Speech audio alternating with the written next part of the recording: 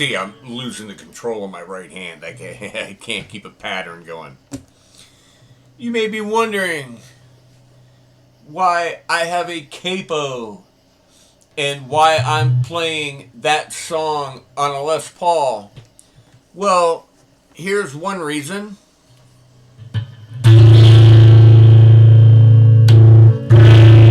It has coil taps. See what it sounds like on the bridge.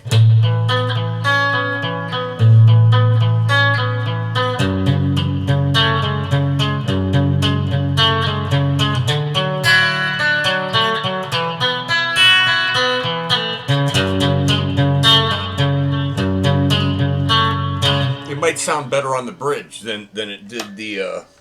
And here's without the coil tap on.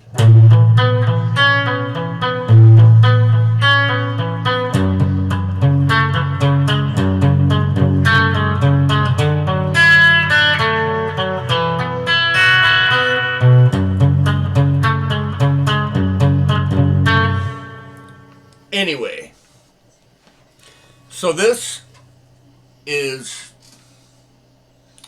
don't know the year. It's an Epiphone Les Paul standard, and it's, some people call this the root beer, others called it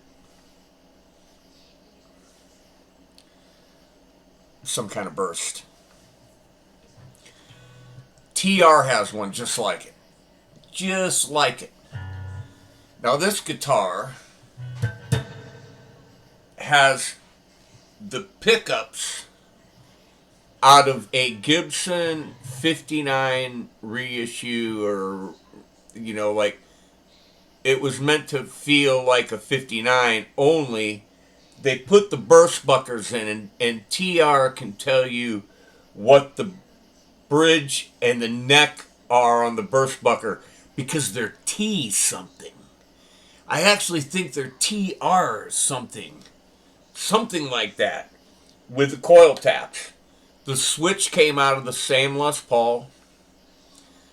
All the pots, because it's got the pull pots, you know, the coil taps, all came out of that gold top. And the reason the guy took this stuff out of the gold top is because he wanted to put P90s in it to make it more like an authentic 50, I'm going to say 59 gold top, more authentic, or 57 gold top. Maybe it was the 57 that was real popular for a gold top, and the 59 that was popular for this, and that burst like the greenie that Kurt Hammett now owns. Well, I was watching a video this morning on a channel that does a weekly Friday thing. I won't mention any names, but the initials are Philip McKnight, and his topic was Epiphones and Squires are no longer affordable. And I saw that, and so I had to watch it, some of it. And, you know, he talked about the Fireflies and the E-Arts, and how the president or whatever, the chairman of the board of Guitar Center, said they were toys, and the president or chairman of the board at Sweetwater had some other idea, and how he thought they don't see what he sees because he sees people getting this incredible value. Well, okay, all right, you know, I'm not going to argue it. But I paid $300 for this guitar in probably 2000, 2012. I'm going to guess. 2012. And I bought it from a friend of mine who paid more than that for it when he bought it at Guitar Center. And his brother was the one that had the gold top. And we took the pickups out. Now, it's still got the Epiphone hardware.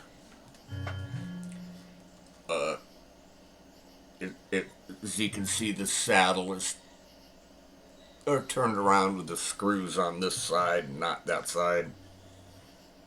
I did have a bone nut custom made for this out of camel bone from Pakistan.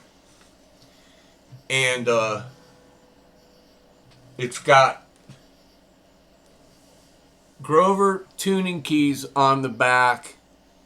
And these Grovers have no like stamping line or molding line or line. They're not pot metal. They're marked Grover. They've always worked great. I'd have to have a pro look at it and tell me if they're real. I don't care because they work great. Which is kind of contradictory to what people think my snobbery is. Now, I've said it before that my dream guitar is a gold top Les Paul. I don't care what year, what model issue of it, whatever of that. If it was a gold top with humbuckers, the chrome humbuckers.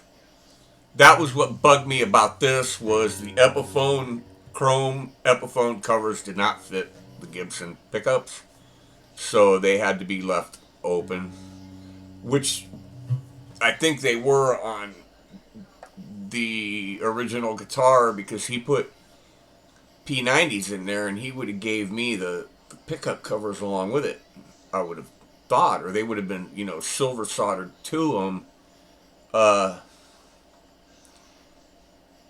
Just a gold top. But it was always too much money. And even if I found a used one at a reasonable price, I couldn't justify it because there would be something in that price range, usually a Stratocaster, that would suit me better, would be more functionable and playable for me.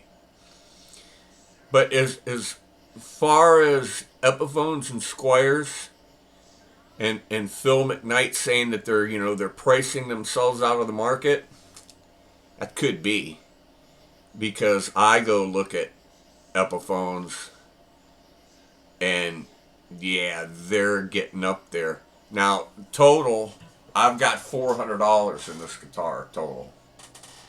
And it's a beast, man. It's a player.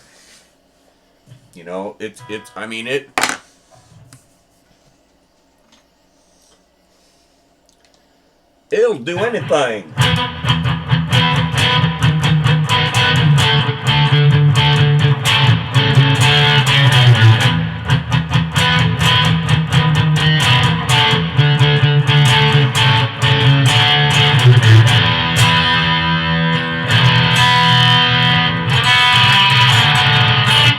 Oops.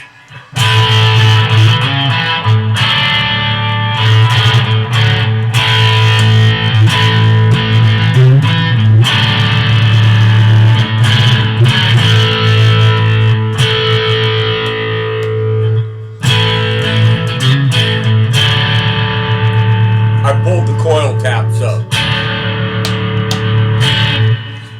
So they make a difference. They make a difference.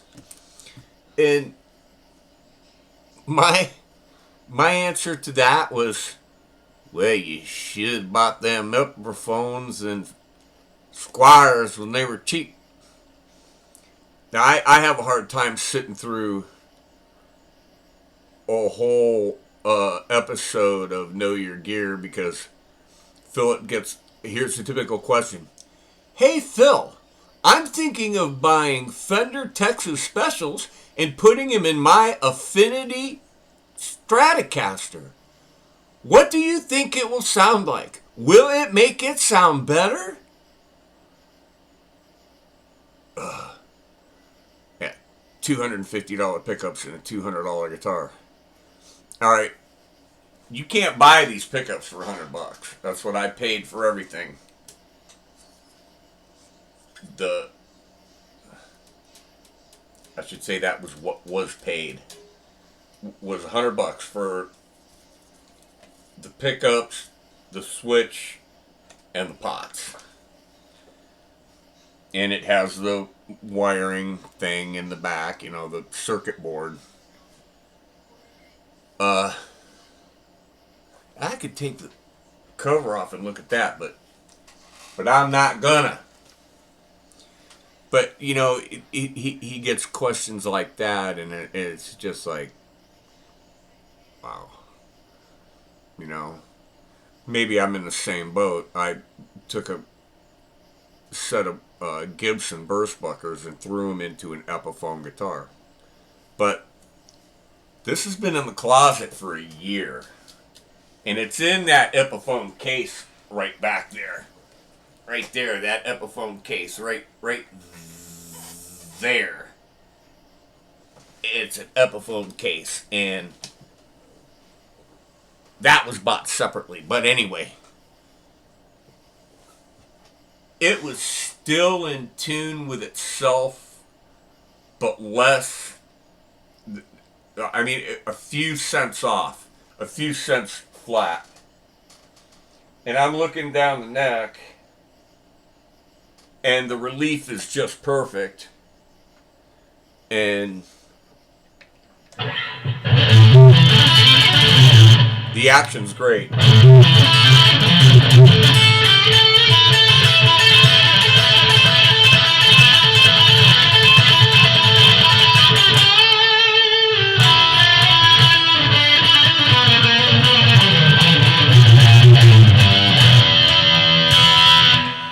The action is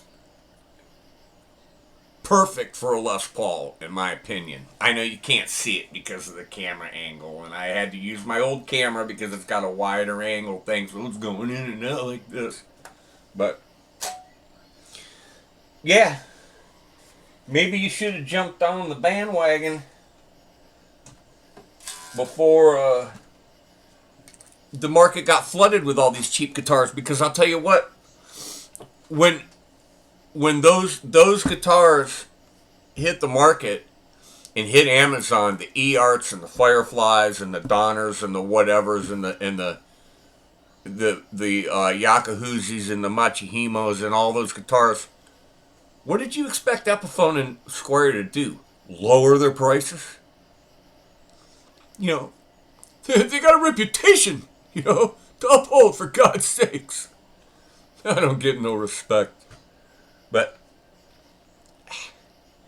yeah, I'm looking around. I'm starting to pull stuff out of the closet in the other room because these rooms are getting emptied out. And so I'll have a few more things to show you. More surprises. But, you know, the majority of my Fenders are Mexican Fenders. I've got one Squire that's a left-handed that I turned into a Jimi Hendrix, you know, upside-down guitar. I've got one American-made Strat Plus. All my PVs were made in America. They're all old enough that they were all made in America. And once again, for the years that they were made, I will put those PV guitars up against anything Fender or Gibson made at the time. And that was from 1979 on through the 80s. After the 80s, forget about it. Forget about it. Once Peavy hooked up with Eddie Van Halen, in my opinion, Peavy was doomed. But I don't know, just my thoughts and opine, my opinions, my opine on the subject.